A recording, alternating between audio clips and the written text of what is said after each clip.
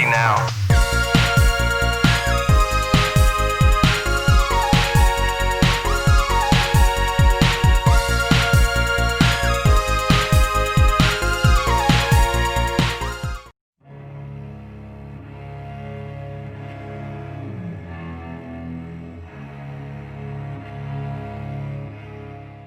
It seems a rarity now, but every once in a while, a title comes along with quiet fanfare and seemingly little hype, only to surprise both critics and gamers.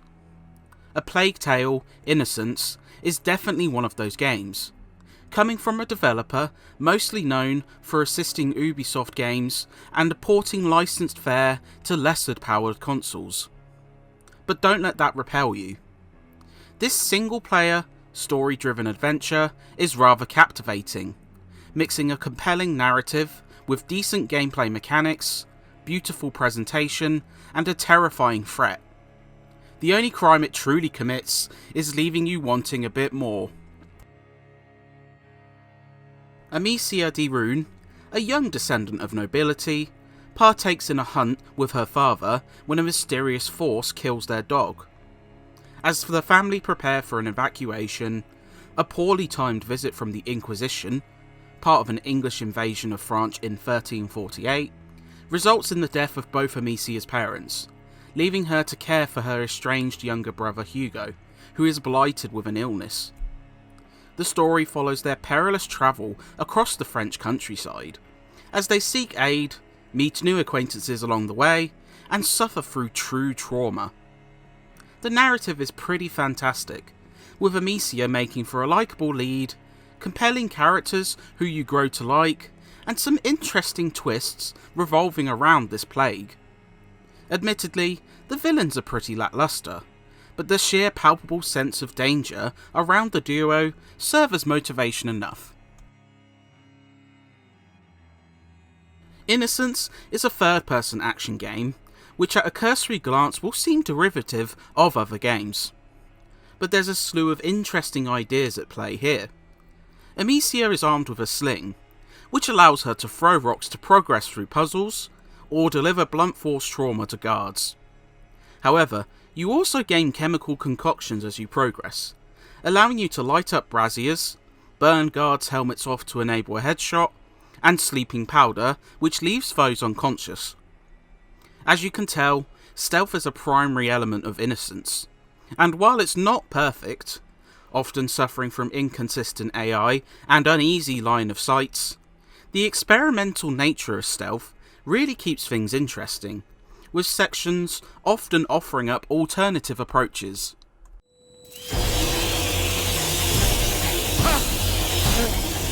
No!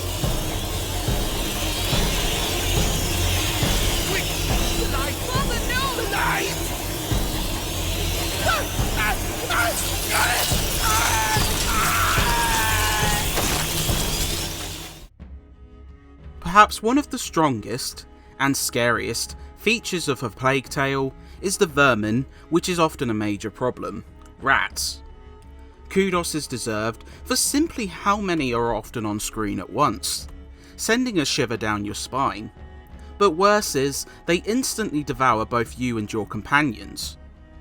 Puzzle solving is often ingenious when dealing with these creatures, forcing you to think outside the box to get around swarms of rats, and even use them to take out guards of the Inquisition.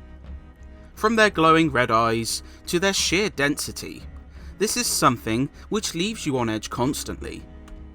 The fantastic lighting often leaves you suffocating under darkness, with light being the only repellent against rats, and there's a genuine tension when short-lived branches start to burn out, with players being caught out and instantly killed.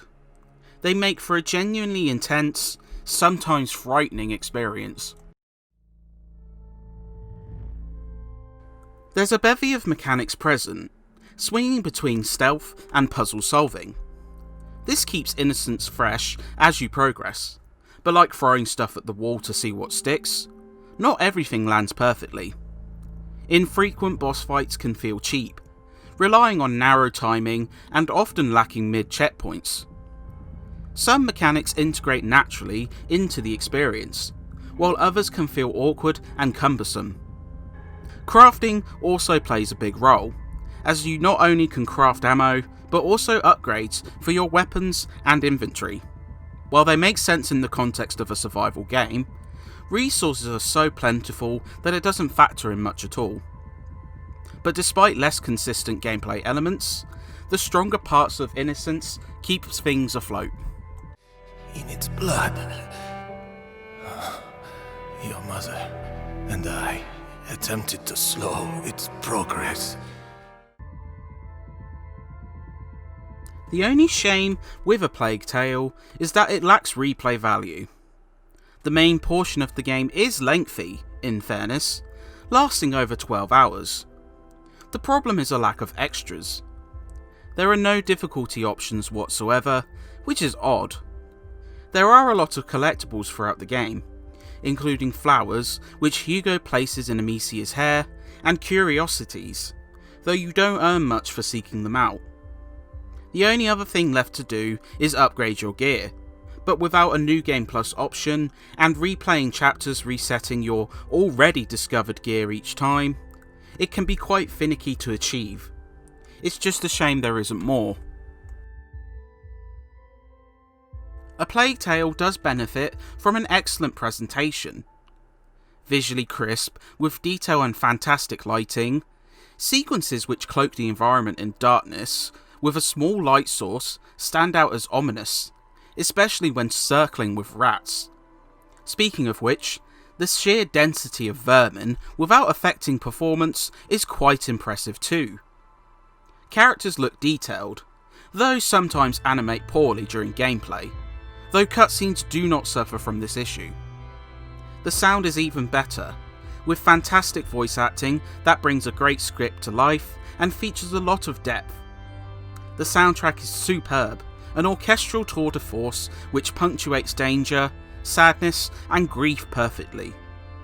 And the effects are spot on, whether it's the rat squeals, thumping impact of rock headshots, or gruesome deaths. A Plague Tale Innocence is not a flawless game, with some issues which some will definitely find noticeable.